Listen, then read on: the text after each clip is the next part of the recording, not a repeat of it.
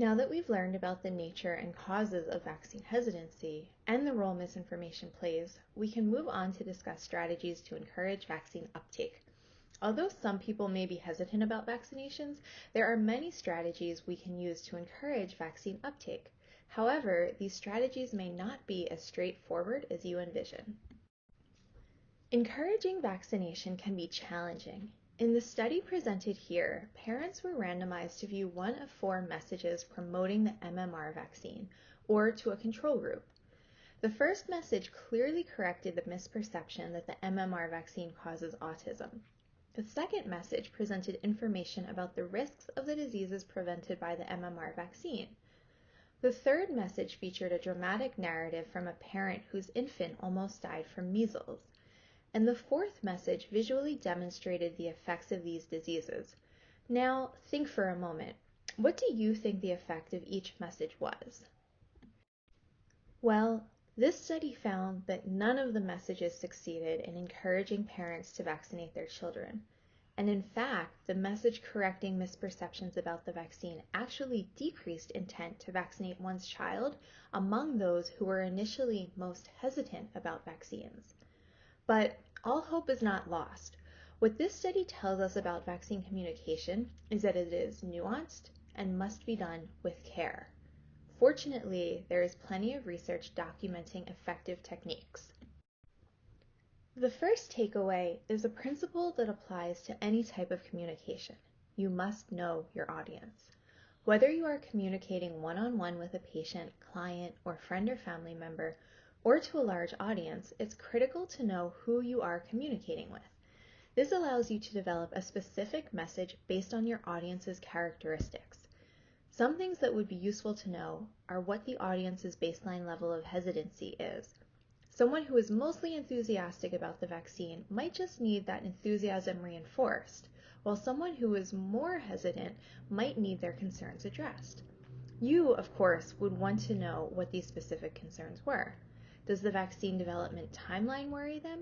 Are they fearful of potential side effects? Concerned the vaccine might not be effective? Worried about the safety profile?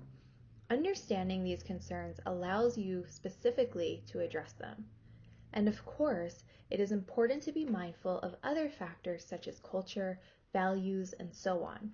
For example, some people may think of a COVID-19 vaccine as a way to protect their family and their community, while others might think of the vaccine in terms of freedom or liberty. So in that case, we might want to emphasize how the vaccine can enable one to have the freedom to live life free from worry about COVID-19. Next, the issue of trust is of the utmost importance. People are more amenable to information when it is coming from a trusted source. So make sure you are earning the trust of your audience. You might also think outside the box and identify other sources who are trusted within the community you are working with. This could be community leaders, local businesses, or even celebrities or social media influencers, whoever your audience trusts to get health information from. Next, when communicating about the vaccine, present the vaccine as the default. One way of doing this, for example, would be to tell a patient you're due for your vaccine when they come into the doctor's office. Next, research has shown that focusing on the disease the vaccine intends to prevent is a useful strategy. This consists of 2 components, focusing on the severity of the disease and on the susceptibility to the disease. So in the case of COVID-19, messaging should clearly describe the severe effects of the disease, for example, the likelihood of hospitalization, mortality rates, and long-term effects of the disease. We can also describe prevalence and/or transmission data to illustrate one's susceptibility to the disease. This strategy is often preferred to communication that bluntly addresses myths about the vaccine, but it may also be necessary to combat vaccine misinformation. In this case, if you do seek to combat myths and misinformation about the vaccine, do so with care. First, before you present any misinformation so that you can debunk it, first clearly state that the misinformation is false before you introduce it. Then, when you do debunk the myth, focus on the key points. Don't get mired in minute details that are unlikely to matter to most people. Additionally, provide an alternate explanation. We shouldn't simply retract misinformation or state that it is false. We must provide the correct causal explanation. A causal chain corrective is a useful technique for providing an alternate explanation.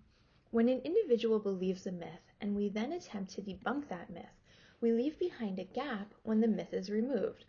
For example, if an individual believes that vaccines cause autism, and our messaging only says no, vaccines do not cause autism, that individual's mental model regarding vaccines and autism is left with a gap. Why does autism appear so close to the time of vaccination? Why is it implausible for vaccines to cause autism? So we need to fill that gap in. This is known as a causal chain corrective statement, in which the myth correction also provides a causal explanation to close the gap left by the correction of the misinformation. When we do this, we need to make sure our explanation is plausible and that it does in fact fill in that gap. It can also be useful to explain why the misinformation was incorrect in the first place, and perhaps even explain the motive for the misinformation. For instance, maybe the myth was started by someone trying to sell an alternate, unproven treatment. Finally, again be mindful that a simple correction and causal explanation may be more effective than a highly complex correction. If our corrections get lost in the weeds and become too complex, people may continue to rely on incorrect, yet simple, misinformation. So, what might this look like? Well, we could start by explaining why some people believe autism is caused by vaccines. For example, noting that autism happens to be diagnosed during an age at which children receive several vaccines. Then, we can explain the motives for people spreading this misinformation. For example, financial interest.